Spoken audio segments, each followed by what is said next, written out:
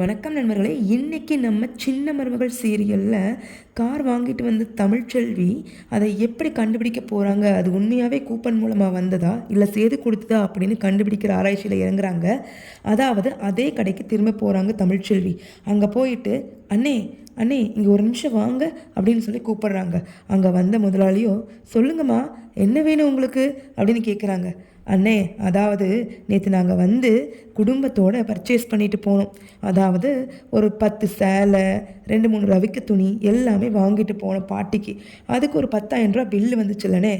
தெரியலம்மா, எத்தனையோ பேர் வராங்க, எங்களுக்கு எப்படி தெரியும்? பில்லு வச்சுருக்கீங்களா?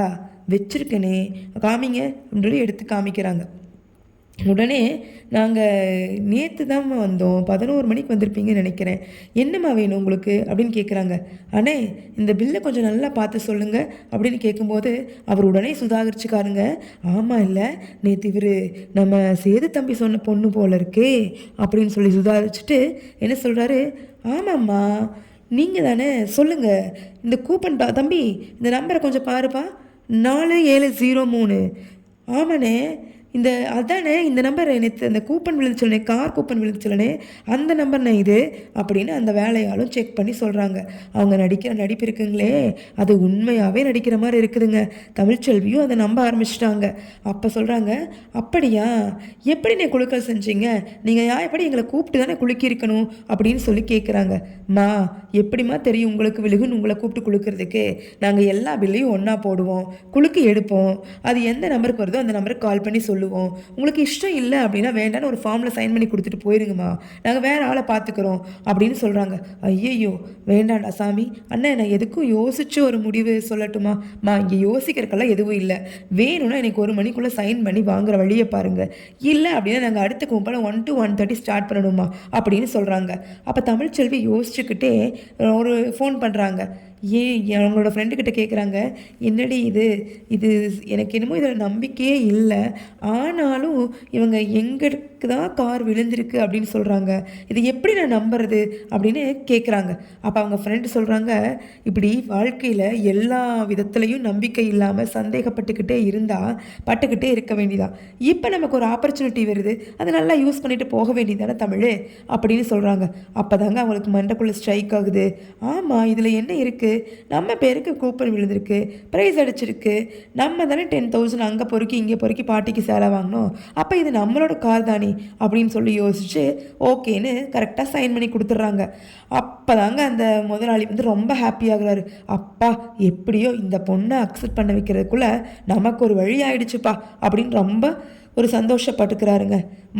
ஓகேம்மா உங்களுக்கான ப்ராசஸ் எல்லாமே நடக்கும், நீங்கள் நாங்கள் சொல்லும்போது வந்து காரை வாங்கிக்கலாம் அப்படின்னு சொல்கிறாங்க. இந்த டைமில் தாங்க அவங்க ஈஸ்வரி வந்து கடையில் பார்த்துட்றாங்க தமிழ்ச்செல்வியை. இவளுக்கு என்னடா வேலை இங்கே, இவ என்ன வந்தா, இவெல்லாம் 10க்கும் 50க்கும் துணி எடுக்கிறவளுக்கு இவ்வளோ பெரிய கடையில் என்ன வேலை அப்படின்னு சொல்லிட்டு வந்து உள்ளே வந்து பார்க்குறாங்க. என்ன என்ன என் யார் அது, ஏனே எங்கே பார்த்த மாதிரி இருக்கே அப்படின்னு தெரியாத மாதிரியே கேட்குறாங்க.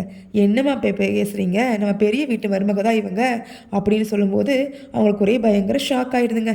அதுக்கு மேலே அந்த கடைக்காரர் பேச விரும்பலை, அவரோட வேலையை பார்க்க போயிடுறாருங்க. ஈஸ்வரியை பர்ச்சேஸ் முடிச்சுட்டு வீட்டுக்கு போயிடுறாங்க. வீட்டுக்கு போன ஈஸ்வரி பார்த்திங்கன்னா அவங்களுடைய பெரிய மாமியார் பார்த்திங்கன்னா அந்த குழந்தைக்கு அழகருக்கு குளிப்பாட்டிக்கிட்டு இருக்காங்க. இங்கே பாரு சாவித்திரி, தண்ணி கொஞ்சம் சூடாக இருக்குது, கொஞ்சம் விளாவி ஊற்றேன் அப்படின்னு சொல்கிறாங்க.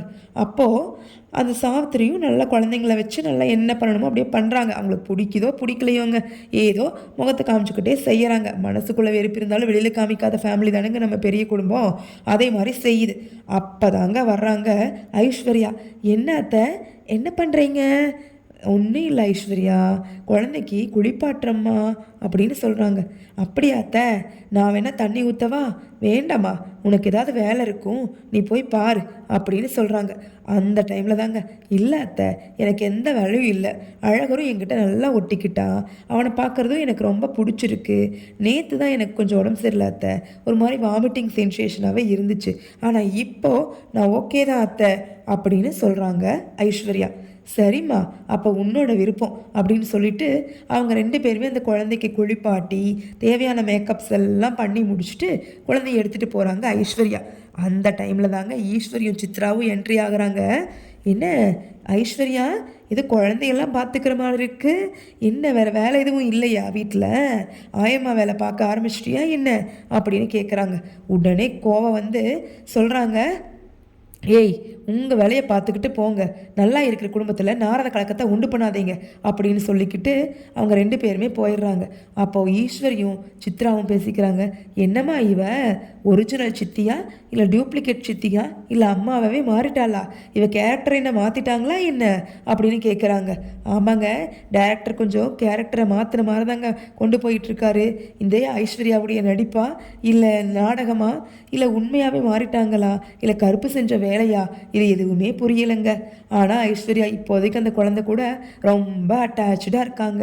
அழகரும் ஐஸ்வர்யா கூட ரொம்ப ஒட்டிக்கிட்டாங்க, நல்லா பேசுகிறாங்க, உங்கள் அப்பாட்ட எனக்கு ரெக்கமெண்ட் பண்ணுன்னு சொல்கிறாங்க, எல்லாமே போய்கிட்டே இருக்குங்க. அந்த டைமில் தான் நம்ம சேது வராரு. சொல்லு ஐஸ்வர்யா, என்ன பண்ணிக்கிட்டு இருக்க?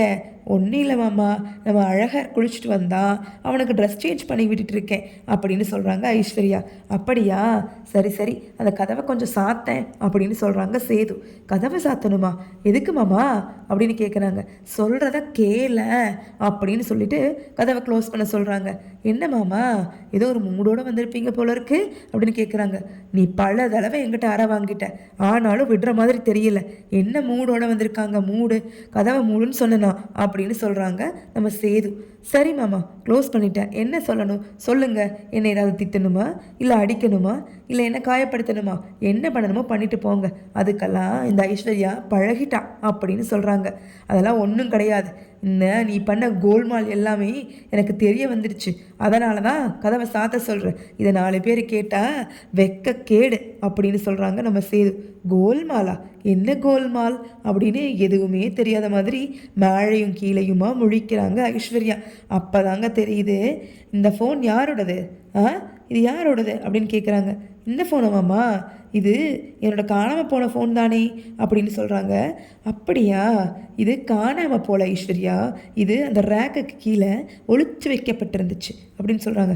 என்னமாம்மா பேசுகிறீங்க, ஒளிச்சு வச்சுருந்தாங்களா, யார் ஒளிச்சு வச்சுருப்பாங்க, அதுவும் நம்ம வீட்டுக்குள்ளேயே, என்னமோ உளர்றீங்க அப்படின்னு கேட்குறாங்க. இந்த பதற்றத்தில் அவங்களுக்கு பேச்சும் வரலங்க. என்னடா இது, ஏற்கனவே சாமி ஒரு பக்கம் மிரட்டிட்டு இருக்குது நம்மளைய, இவன் வேற வந்து ஒரு பக்கம் மிரட்டுறான், நம்ம எவனுக்குடா பயப்படுறது அப்படின்னு ரொம்ப யோசிக்கிறாங்க. அந்த டைமில் தாங்க நம்ம கருப்பனும் அப்படியே மைண்டுக்குள்ளே வந்து போகிறாரு. அந்த உருவம் வந்து ஐஸ்வர்யாவுக்கு வருதுங்க. வந்து அவங்க இமேஜின் பண்ணுறாங்க, என்ன ஐஸ்வர்யா, விட்டுற ஐஸ்வர்யா, பேசாமல் சொல்லிடு, இதுதான் நல்ல சந்தர்ப்பம், காலில் விழுந்துடலாமா அப்படின்னு அவங்க உள்மனசு கேட்குதுங்க. ஆமாம்மா, இப்போ நீ விழுந்த அப்படின்னா அப்படியே அருவாளில் கருப்பு வெட்டுற மாதிரி தலையை வெட்டி எரிஞ்சிடுவார் இந்த சேது மாமா. வேண்டாம் ஐஸ்வர்யா, கொஞ்ச நாளைக்கு நம்ம இதை தள்ளி போடுவோம், நம்மளே பக்குவமாக நேரங்காலம் வரும்போது மாட்டிப்போம், அது வரைக்கும் ஓட்டுவோம் அப்படின்னு சொல்லிட்டு. என்ன மாமா பண்ணுறீங்க, எனக்கு ஒன்றுமே புரியலை, உனக்கு தானே எதுவுமே புரியாது, நான் வந்து சொல்கிறேன், அப்போ உனக்கு தெளிவாக புரியும் அப்படின்னு டப்புன்னு கதவை சாத்திட்டு வெளியிட போயிடறாருங்க நம்ம சேது. அப்போ தாங்க நமக்கு ஆஸ் யூஷுவல் பழையபடி கருப்பு வராரு கண்ணில். ஏய், நான் உண்மையை சொல்லுன்னு சொன்னனா, சொல்லலாம்ல, இல்லைன்னு உனக்கு அவ்வளவுதான், இன்னும் 2 நாளுக்குள்ளே நீ உண்மையை ஒத்துக்கிடலை, கண்டிப்பாக உன்னை நான் வச்சு செஞ்சிடுவேன் அப்படின்னு மிரட்டுறாருங்க. ஐயோ, நான் ஒத்துக்கிறேன்னு கெஞ்சுறாங்க ஐஸ்வர்யா. ஆனால் அவங்களுடைய வில் பவர் அவங்கள விட மாட்டேங்குதுங்க. ஏன்னா அவங்க உண்மையை ஒத்துக்கிட்டாங்கன்னா அவங்க தான் நமக்கு என் கார்டு போட வேண்டியதாகிடுமே. அதனால் டைரக்டர் இப்போ வரைக்கும் ஐஸ்வர்யாவை உண்மையை ஒத்துக்க விடலைங்க. அவங்க முடிஞ்ச அளவுக்கு ஓட்டுறாங்க. இப்போ பார்த்திங்கன்னா ஐஸ்வர்யாவுடைய அடுத்த பிளான், குழந்தை கூட, அதாவது அழகர் கூட எப்படியாவது அட்டாச்சாக ஆயிடணும். குழந்தை கூட அட்டாச்சானால் தான் குழந்தையோட அட்டாச்சாக இருக்கக்கூடிய சேது மாமா கூட அட்டாச் ஆக முடியும். குழந்தை நம்ம சொல் பேச்சு கேட்டு வளர்ந்தா தான் அதில் பிஞ்சு மனசுலையே நஞ்சை விதைச்சி நம்ம குடும்பத்துடைய சொத்துக்களை எல்லாம் அபகரிக்க முடியும் அப்படின்னு ரொம்ப யோசித்து ஒரு பிளான் பண்ணுறாங்க. இப்போ பார்த்திங்கன்னா அழகர் தாயா சேயா பழகிட்டு வராருங்க. இதுவே நம்ம அழகர் வளர்ந்ததுக்கப்புறமா ஐஸ்வர்யா என்னவெல்லாம் மாற்ற போகிறாங்க, அவரை வச்சு இந்த குடும்பத்தில் என்னென்ன சதியெல்லாம் நடக்க போகுது அப்படிங்கிறதாங்க இனி வரக்கூடிய ஃப்யூச்சர் எபிசோட்ஸில் வந்து நமக்கு நடக்கும். நம்ம சேனல் பிடிச்சிருந்துச்சி அப்படின்னா லைக் பண்ணுங்கள், ஷேர் பண்ணுங்கள், மறக்காமல் சப்ஸ்கிரைப் பண்ணிவிடுங்க. இனி அடுத்த வரக்கூடிய ப்ரோமோவில் இனி ஐஸ்வர்யாவுடைய சேட்டைகள் என்னென்ன, உண்மையை ஒத்துக்கிறாங்களா இல்லையா, ஈஸ்வரி அதுக்கு அலோவ் பண்ணுவாங்களா, தமிழ்ச்செல்வி எப்படி வெற்றி நடை போட்டு வீரமங்கையா பார்க்க போகிறாங்க அப்படிங்கிறதாங்க பார்க்க போகிறோம். தேங்க்யூ. பபாய்.